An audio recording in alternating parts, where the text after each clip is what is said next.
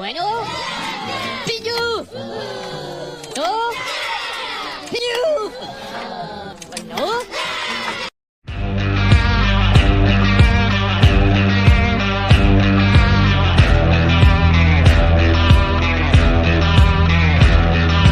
Pull the trigger, ride the bullet, cut the cold wrapped around your. Welcome to On the Case with Detective Alex Cardinale. Detective Alex Cardinale breaks down some of the worst crimes that shocked the United States of America and the world. Crimes such as mass shootings, murders, robberies, and rape will be discussed. What can we learn from these crimes? That will be discussed as well. Feel free to post your thoughts on each crime discussed in the comments. As always, thanks for watching and stay safe everyone. If you see something, say something, never be afraid to call 911. Now here is Detective Alex Cardinale.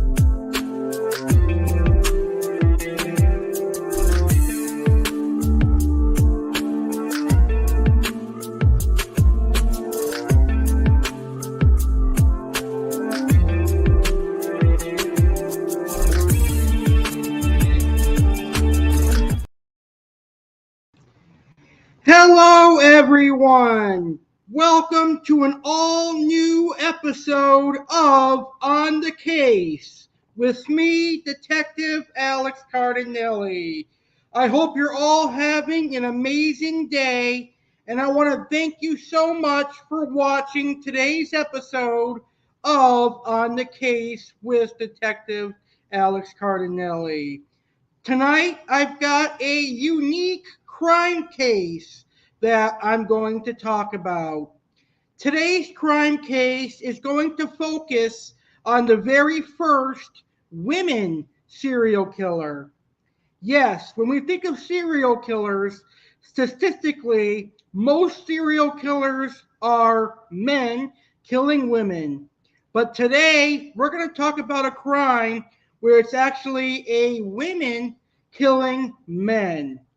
That's right, a lady killing guys.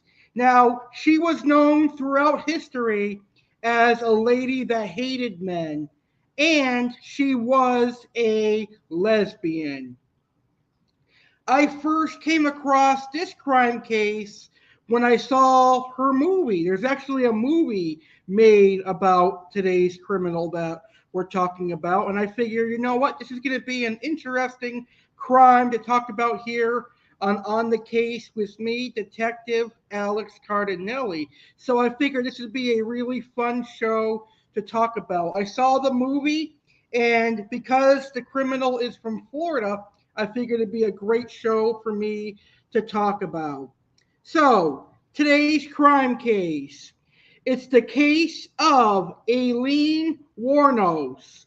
She was a sex-addicted, man-hating lesbian who killed 7 men, and she is known as the first woman serial killer in American history. So it's not just men who are serial killers. There are women serial killers like Aileen Wuornos, who was a prostitute, a man-hating lesbian who killed 7 men. So that's our crime today. Feel free to post your thoughts on this case in the comments. What do you think about the case of Aileen Wuornos? Let me know in the comments. So let's go ahead and get this show started. And we're going to start with what you need to know about this case. And we're going to start with our criminal. Now, Aileen was a man-hater and also a lesbian. She is America's first female serial killer. She was born on February 29th, 1956, and she died on October 9th, 2002. And she was an American serial killer. In 1989 to 1990, while engaging in street prostitution along highways in Florida, she shot dead and robbed 7 of her male clients.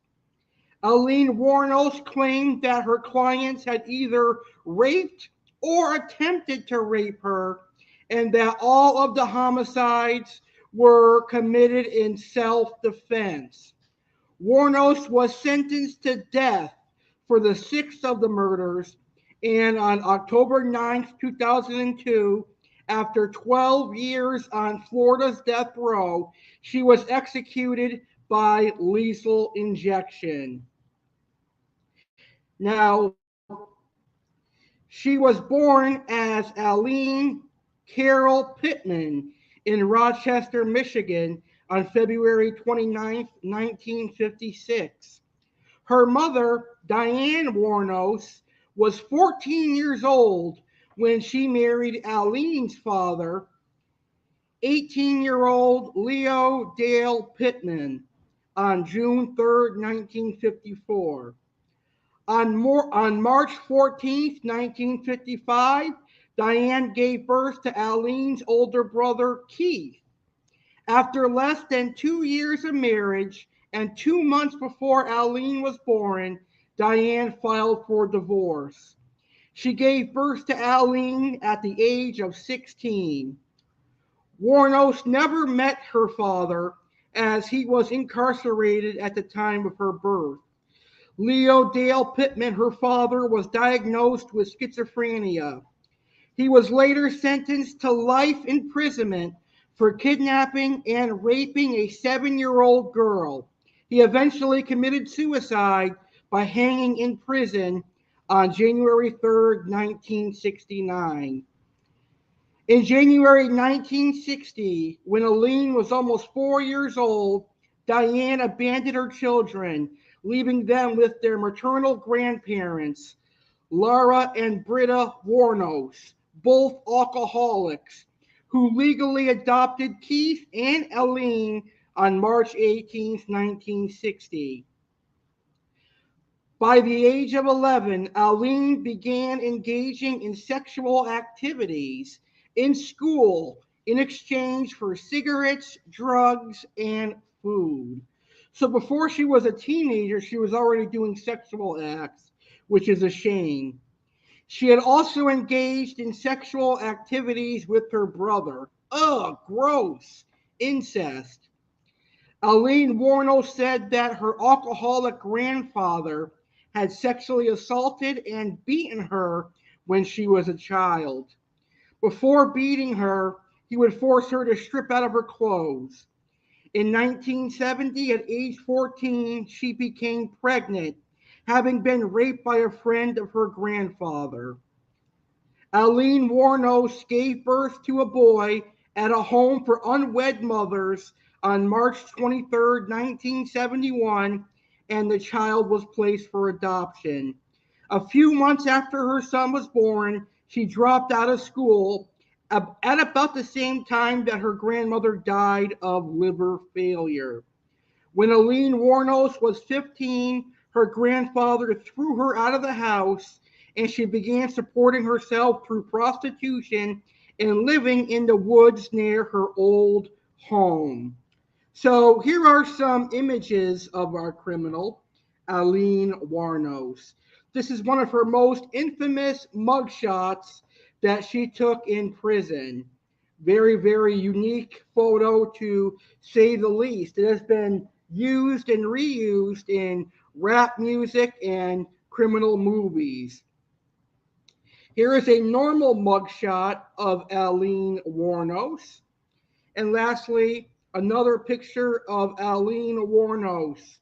I believe this picture was probably her in her court case. So that's all about our perpetrator, Aileen Wuornos. Now, before she murdered 7 men, she had committed earlier crimes. Let's learn about Aileen's earlier crimes, shall we? On May 27, 1974, at age 18, Aileen was arrested in Jefferson County, Colorado for driving under the influence, DUI, disorderly conduct, and firing a .22 caliber pistol from a moving vehicle. She was later charged with failure to appear. In 1976, Aline Wuornos hitchhiked to Florida, where she met 69-year-old yacht club president Louis Gratz Fell. They married quickly, and the announcement of their nuptials was printed in the local newspaper society pages. She continually involved herself in confrontations at their local bar and went to jail briefly for assault. She also hit Fell with his own cane, leading him to gain a restraining order against her within weeks of the marriage. She returned to Michigan, where on July 14, 1976, she was arrested at Bernie's Club in Mekalona in Antrim County, and she was charged with assault and disturbing the peace for throwing a cue ball at a bartender's head. A cue ball.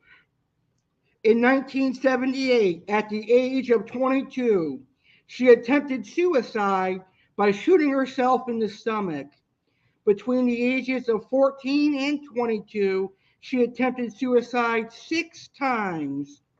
On May 20th, 1981, she was arrested in Edgewater, Florida, for the armed robbery of a convenience store where she stole $35 and 2 packs of cigarettes. She was sentenced to prison on May 4th, 1982, and released on June 30th, 1983. On May 1st, 1984, she was arrested for attempting to pass forged checks at a bank in Key West. On November 30th, 1985, she was named as a suspect in the theft of a revolver and ammunition in Pasco County. On January 4th, 1986, she was arrested in Miami and charged with car theft, resisting arrest, and obstruction of justice for providing identification bearing her aunt's name. Miami police officers found a .38 caliber revolver and a box of ammunition in the stolen car. On June 2nd, 1986, Volta County deputy sheriffs detained Wuornos for questioning after a male companion accused her of pulling a gun in his car and demanding $200. She was found to be carrying spare ammunition, and police discovered a .22 pistol under the passenger seat she had occupied. In 1986, 30-year-old Aline Wuornos met 24-year-old Tyree Moore, a hotel maid at a Daytona Beach gay bar called Zodiac. They moved in together, and Wuornos supported them with her earnings as a prostitute. On July 4th, 1987, Daytona Beach police detained Wuornos and Moore at a bar for questioning regarding an incident in which they were accused of assault and battery with a beer bottle. So that's proof that Aline Wuornos was a lesbian. She was dating 24-year-old Tyree Moore. On March 12th, 1988, Aline Wuornos accused a Daytona Beach bus driver of assault. She claimed that he pushed her off the bus following a confrontation. Moore was listed as a witness to the incident. Later at her trial, Aline Wuornos stated it was love beyond imaginable. Earthly words cannot describe how I feel about Tyria. Before her execution, Wuornos claimed to still be in love with Moore. So had she not committed the 7 murders, she still possibly would be a criminal. So it's hard to say, but I think she would still be a criminal, and she probably would still be in jail. All right, let's learn about the crimes that made Aline Wuornos famous. The 7 murders that Aline Wuornos committed. Let's learn about the murders that she had done. Aline Wuornos murdered 7 men within a period of 12 months.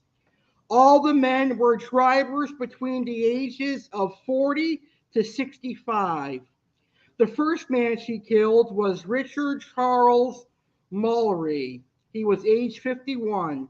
He was an electronics store owner in Clearwater, and the date of his murder was November 30th, 1989. Wuornos claimed that Mallory beat, raped, and sodomized her after he drove her to an abandoned area for sexual services. Mallory was Wuornos' first victim, and she claimed to have killed him in self-defense. Later, it became known that Mallory had previously been convicted of attempted rape in Maryland. 2 days after the murder, a Vallis County deputy sheriff found Mallory's abandoned vehicle. On December 13th, his body was found several miles away in a wooded area. He had been shot several times, and 2 bullets to the left lung were found to have been the cause of death. Her next victim was David Andrew Spears, age 47. He was a construction worker in Winter Garden. He was declared missing as of May 19, 1990. On June 1st, 1990, his naked body was found along U.S. Route 19 in Florida in Citrus County. He had been shot 6 times by a .22 pistol.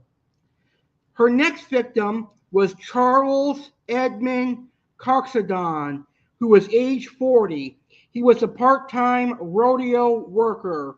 His date of murder was May 31st, 1990. On June 6, 1990, his body was found in Pasco County. He had been shot 9 times with a .22 caliber weapon. The body had been wrapped in an electric blanket and was badly decomposing when found. Her next victim was Peter Abraham Seams, age 65. He was a retired merchant seaman. In June 1990, Seams left Jupiter, Florida for Arkansas. On July 4th, 1990, his car was found in Orange Springs, Florida. Moore and Wuornos were seen abandoning the car, and Wuornos' palm print was found on the interior door handle. His body was never found. Troy Eugene Burrows, age 50, was a sausage salesman from Ocala, Florida. On July 31st, 1990, he was reported missing. On August 4th, 1990, his body was found in a wooded area along State Road 19 in Maroon County. He had been shot twice. Charles Richard Dick Humphreys, age 56, a retired U.S. Air Force major, former state child abuse investigator, and former chief of police, was murdered on September 11, 1990. On September 12, 1990, his body was found in Maroon County. He was fully clothed and had been shot 7 times in the head and torso. His car was found in Sewanee County. And her last victim was Walter Gino Antonio, age 62, a trucker, security guard, and reserve police officer. On November 19, 1990, Antonio's nearly naked body was found near a remote logging road in Dixie County. He had been shot 4 times. 5 days later, his car was found in Brevard County. So Aline Wuornos killed